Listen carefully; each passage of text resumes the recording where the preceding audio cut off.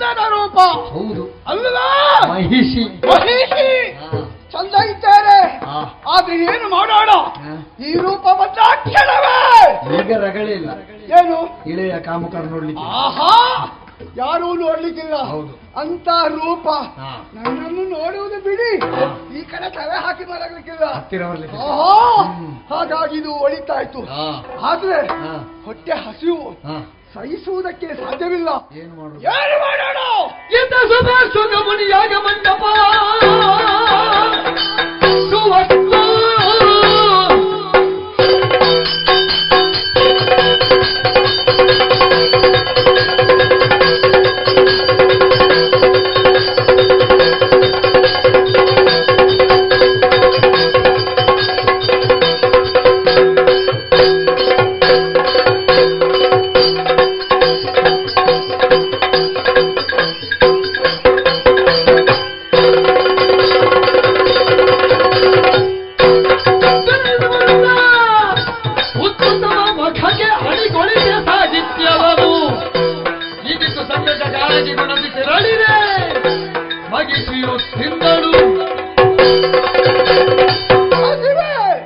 ಗ್ರಹಿಸುವುದಕ್ಕೆ ಸಾಧ್ಯವಿಲ್ಲದೆ ಮುಂದೆ ಮುಂದೆ ಈ ಕಾರಣದಲ್ಲಿ ಬಂದೆ. ಇಲ್ಲಿ ಬಂದಾಗ ಯಾಕೋ ಏನು ವಾತಾವರಣವೇ ಬದಲಾವಣೆ ಕಾಣ್ತಾ ಉಂಟು. ಸರಿಯಾಗಿ ನೋಡಿದಾಗ ಒಂದು ಋಷಿಯ ಆಶ್ರಮ ಖಂಡಿತ ಇದಾಗಿರಬಹುದು. ಹೌದು ಅದ್ಯಾರು ಯಜ್ಞಕ್ಕೆ ಬೇಕಾದ ವಸ್ತುಗಳು ಇದೆಲ್ಲವನ್ನೂ ನಾನು ತಿಂದರೆ ಖಂಡಿತ ಸ್ವಲ್ಪ ಹಸಿವೆ ನಿವಾರಣೆ ಆಗ್ತದೆ. ತಡ ಮಾಡುವುದು ಬೇಡ,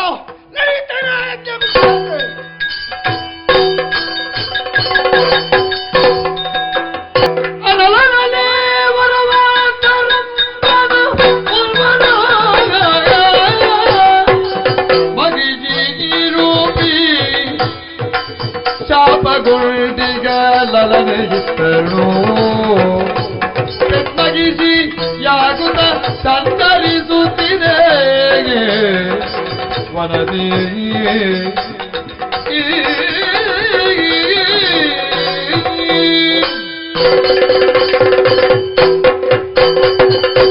ಋಷಿಗಳ ಮಾತು ಅದು ವೇಕ್ಯವಾಕ್ಯ, ಯಾವತ್ತೂ ತಪ್ಪುವುದಕ್ಕೆ ಸಾಧ್ಯವೇ ಇಲ್ಲ. ನನಗೊಬ್ಬ ಮಹಿಷ ಎಂಬ ಬಾಲಕ ಹುಟ್ಟಿಕೊಳ್ತಾನೆ ಹೀಗೆ ಹೇಳಿದ್ದಾರೆ. ಅದರಂತೆ ಅಷ್ಟು ಹೇಳಿದ್ದೇ ತಡ. ಯಾಕೋ ಏನೋ ಮಹಿಷಿಯಾದರೂ ಹೆಣ್ಣು ಶ್ರೀ ಸ್ವಭಾವ ಎದ್ದು ಕಾಣ್ತಾ ಉಂಟು. ಬೇಕು ಬೇಕು ಬೇಕು, ಅಲ್ಲಿಗೆ ಹೋಗಬೇಕು ಇಲ್ಲಿಗೆ ಹೋಗಬೇಕು, ಈ ಆಸೆಗಳು ಹೆಚ್ಚಾಗ್ತಾ ಉಂಟು. ಸರಿ ನೋಡೋಣ, ಎಲ್ಲ ದೈವವಿತ್ತೆ. ಈ ಕಾರಣದಲ್ಲಿ ಸ್ವಲ್ಪ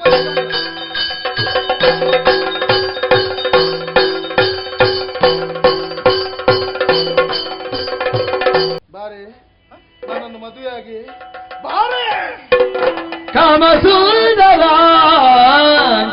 ಇಲ್ಲ ಕಾಮಿತವನು ತಿಳಿದು ನೀನು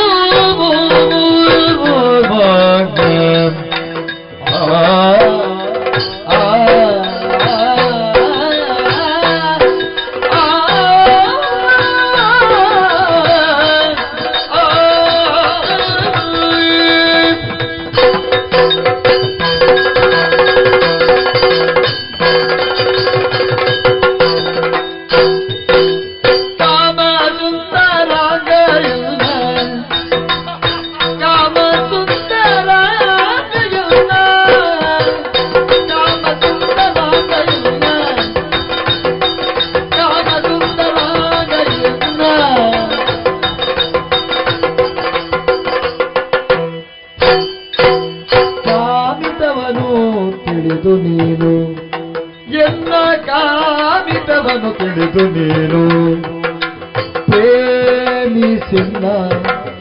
ಪ್ರೇಮಿಸನ್ನ ಮನದ ಬಯಕೆ ನೀ ಸಲ್ಲಿಸುವೆಯ.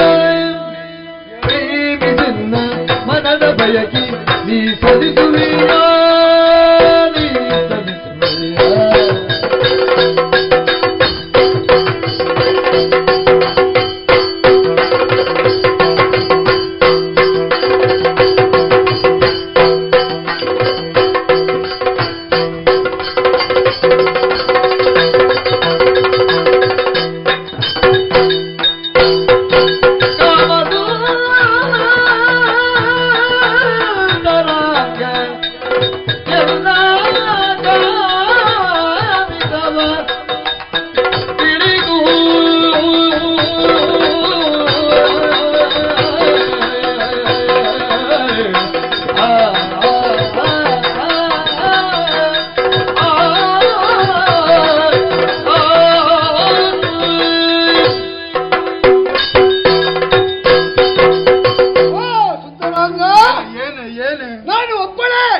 ಈ ಕಾರಣದಲ್ಲಿ ತಿರುಗಾಡ್ತಾ ಇದ್ದೆ. ಹೌದು. ನನಗೂ ಹಾಗೆ ಏನು? ಒಬ್ಬಳೇ ಇದ್ದು ಹಾ. ಬಹಳಷ್ಟು ಹಾ. ಮನಸ್ಸಿಗೆ ಒಂದು ರೀತಿಯ ಬೇಸರವಾಗ್ತಾ ಇತ್ತು. ನನ್ನ ಮನಸ್ಸಿನ ಹಾಗೆ ನಿನ್ನ ಮನಸ್ಸು. ಹೌದು. ಹಾ. ಯಾರಾದರೂ ಒಬ್ಬರು ಹಾ. ಈ ಕಾರಣದಲ್ಲಿ ಹ್ಮ್. ಜೊತೆಗಾರರು ಬೇಕು ಎಂಬ ಕಾರಣಕ್ಕೆ ಬೇಕಾಗಿ ಹಾ. ಈ ಕಡೆ ತಿರುಗಾಡ್ತಾ ಬಂದೆ. ಈಗ ನಾನು ಬಂದದ್ದು ಹಾಗೆ. ಹಾಗೆ ಆಯ್ತು. ಹ್ಮ್. ನನಗೂ ಹಾಗೆ ಹೌದಲ್ಲ? ನಿನ್ನನ್ನು ಕಂಡಾಗ ಹಾ. ಈ ಅದಾಯವಂತ ಹಾ. ಶರೀರವನ್ನು ನೋಡಿದಾಗ ಹಾ. ಬೇಕು ಅಂತ ಅನಿಸ್ತಾ ಉಂಟು. ಬೇಕು ಅಂತ? ಹೌದು. ಹಾ. ಸುಂದರಾಂಗ, ಏನು? ನನ್ನ ಜೊತೆ ಸೇರಿ ಹಾ. ನನ್ನನ್ನು ಹಾ. ಸುಖ ಸಂತೋಷ ಪಡಿಸುವೆಯಾ? ಹಾಗಿದ್ರೆ ನಿನಗೆ ಮನಸ್ಸುಂಟು ಅಂತಾಯಿತು. ಖಂಡಿತ. ಇನ್ಯಾಕೆ ತಡ? ಹಾ. ಈಗ ಬಾ.